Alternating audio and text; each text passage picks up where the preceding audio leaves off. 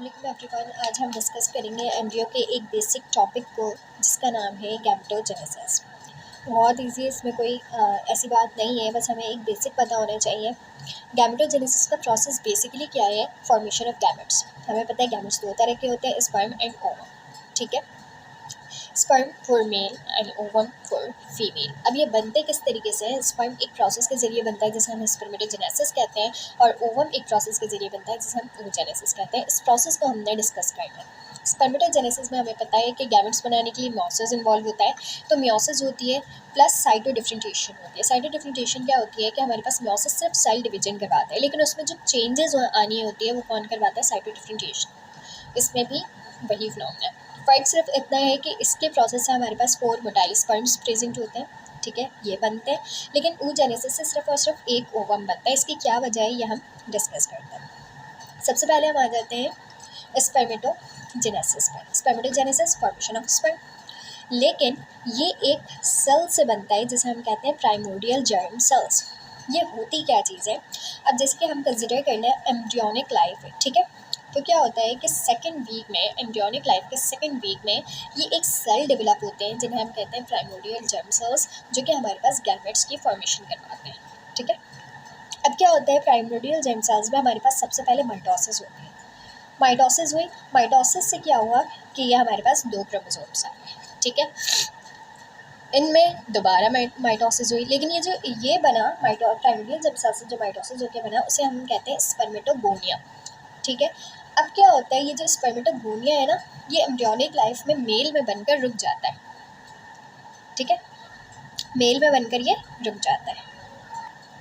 आगे का process puberty के बाद स्टार्ट होता है। बर्थ हो जाती है, प्यूबर्टी पर इंसान पहुंच जाता है, फिर जाके क्या होता है, स्पर्मेटोगोनिया में माइटोसिस होती है, जिसकी वजह से हमारे पास 2 स्पर्मेटोसाइट्स बनते हैं। ठीक है, अब ये जो स्पर्मेटोसाइट्स को अगर हम देखें माइटोसिस हुई है 2 क्रोमोसोम में, 1 2 ये हमारे पास प्राइमरी स्पर्मेटोसाइट हो गया।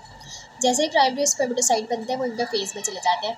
हम पढ़कर आए, इंटरफेस का मकसद क्या होता है कि हमारे पास डीएनए की रेप्लिकेशन। ठीक है, तो क्या हुआ कि ये जो हैप्लॉइड डीएनए था वो किस में कन्वर्ट हो गया? डिप्लॉइड डीएनए में। जैसे ही ये डिप्लॉइड डीएनए में कन्वर्ट होता है, उसमें क्या होता है कि हमारे पास मियोसिस स्टार्ट हो जाती है। अब हमें पता है मियोसिस के 2 फेज़ होते हैं, मियोसिस 1 एंड मियोसिस 2। ठीक है, तो सबसे पहले क्या होता है, मियोसिस 1 होती है। जैसे ही मियोसिस 1 होती है, उसके रिजल्ट में हमारे पास जो भी प्रोडक्ट आता है उसे हम कहते हैं सेकेंडरी स्पर्मेटोसाइट। ठीक है, 2 क्रोमोसोम से कितने क्रोमोसोम बचे इस सेल में? 1 बचा।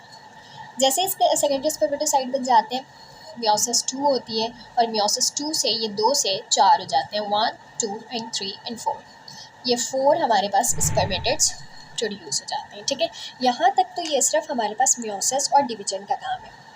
आगे साइटो डिफरेंशिएशन क्या होती है वो हम देखते हैं। अब क्या होता है कि हमें स्पर्मेटिड्स की ज़रूरत नहीं होती, हमें फर्टिलाइजेशन के लिए मेच्योर स्पर्म्स की ज़रूरत होती है। ठीक है, तो उसके लिए क्या होता है कि हमारे पास एक प्रोसेस होता है जिसे हम कहते हैं स्पर्मियोजेनेसिस।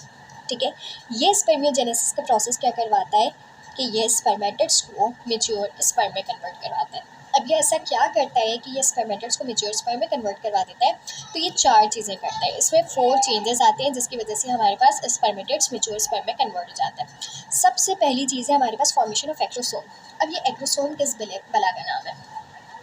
क्या होता है कि स्पर्म का जो हेड पार्ट होता है ना, वो बहुत इंपॉर्टेंट होता है, उसको हम कहते हैं एक्रोसोम। ठीक है, अगर ये हमारे पास हेड का पार्ट ठीक से नहीं बना हुआ होगा, ठीक है, तो हमारे पास पेनिट्रेशन नहीं होगी। पेनिट्रेशन क्या करवाते हैं? एंजाइम्स करवाते हैं। तो एक्रोसोम पे हमारे पास एंजाइम्स प्रेजेंट होते हैं, तो ये हमारे पास इंपॉर्टेंट होता है एक मेच्योर स्पर्म बनाने के लिए। तो फॉर्मेशन ऑफ एक्रोसोम करवाता है। सेकेंडली ये करवाता है कि न्यूक्लियस को कंडेंस करवा देता है।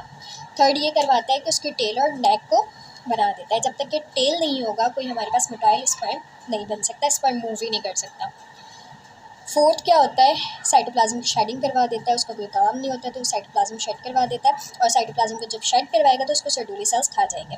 अब इस सेल्स का क्या चक्कर है टेस्टर्स में, यह हम अभी डिस्कस करेंगे। यह हमारे पास एक सेमिनिफेरस ट्यूब्यूल है। ठीक है, सेमिनिफेरस ट्यूब्यूल क्या होता है? ये टेस्टिस में प्रेजेंट होता है। ठीक है, हम इसको इस तरीके से भी कह सकते हैं कि स्ट्रक्चरल यूनिट है टेस्टिस के, ये सारे मिलकर एक टेस्टिस को बनाते हैं। ठीक है, अब क्या होता है कि इसके अंदर हमारे पास स्पर्मेटोगोनिया प्रेजेंट होता है, जो कि हम पीछे पढ़कर आए हैं। स्पर्मेटोगोनिया के क्या होते हैं कि आगे डिवीजन होती है। ठीक है, इसी से ही हमारे स्पर्म्स बनेंगे। अब क्या होता है, ये जो सराउंडिंग में जो छोटे छोटे सेल्स होते हैं ये हमारे पास सर्टोली सेल्स होते हैं।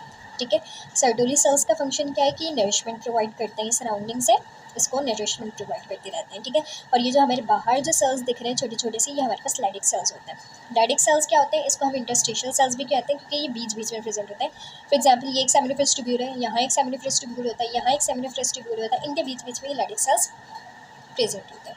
ठीक है, अभी हम पीछे बढ़कर आएंगे, वो क्या होता है कि स्पर्मेटोज जो है वो अपना साइटोप्लाज्म शेड करते हैं, जैसे वो शेड करता है इसको यहाँ से सर्टोली सेल्स जो है फेगोसाइटोस कर लेते हैं और फिर वो बाद में एज ए नरिशमेंट इसको प्रोवाइड करते रहते हैं स्पर्म्स को।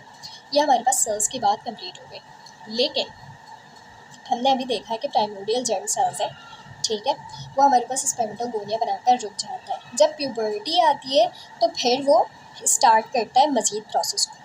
तो उसको कौन इंड्यूस करवाता है कि भाई अब आपने जो है आगे के प्रोसेस को स्टार्ट करना है, तो उसके लिए एक हमारे पास हार्मोनल एक्शन होता है। ठीक है, हम सबको पता है कि हमारे पास जो प्रोसेस होता है उसके लिए हमारे पास दो हार्मोन्स इन्वॉल्व होते हैं, which is FSH and LH। इन दो के फंक्शन की वजह से क्या होता है कि हमारे पास प्रोसेस स्टार्ट हो जाता है प्यूबर्टी में। सबसे पहले हमारे पास LH आता है, LH लैडिक सेल्स के पास जाता है। लैडिक सेल्स के पास जैसे ही जाते हैं उसको पता चल जाता है कि भाई अब प्यूबर्टी आ गई है, इसने टेस्टोस्टेरोन को रिलीज़ करवा देना होता है। Testosterone is a male hormone. ये सर्टोली सेल्स के पास जाता है, जैसे ही ये सर्टोली सेल्स के पास जाता है पीछे से FSH भी इसके पास आ जाता है, तो ये दोनों मिलकर क्या करते हैं, स्पर्मेटोजेनेसिस का प्रोसेस स्टार्ट करवा देते हैं। It's all about spermatogenesis. इसमें और कोई ऐसी चीज़ नहीं है जो बताने वाली थी, सारी बता चुके हैं। ठीक है, सो नेक्स्ट वीडियो में हम डिस्कस करेंगे oocyte के oogenesis के बारे में। Thank you.